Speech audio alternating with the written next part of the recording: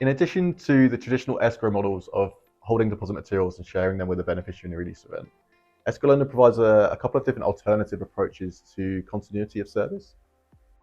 Our first of those is SaaS access continuity, which is a deposit of the access credentials to a production environment or production system that can be used in a release or trigger event.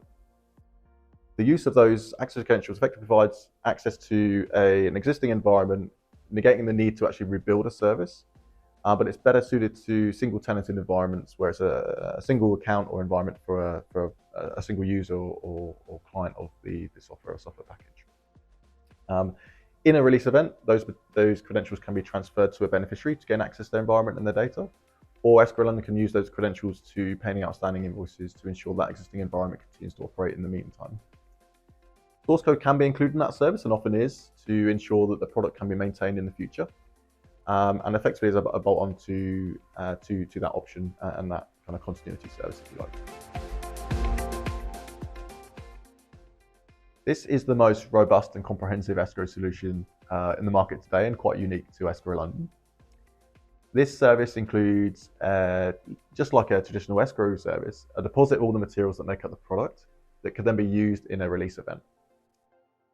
Escrow London has to regularly test the usability of those materials as part of the service to provide the assurance to the client that in a trigger event, Escrow London can rebuild the product for them and then maintain that for a period of time.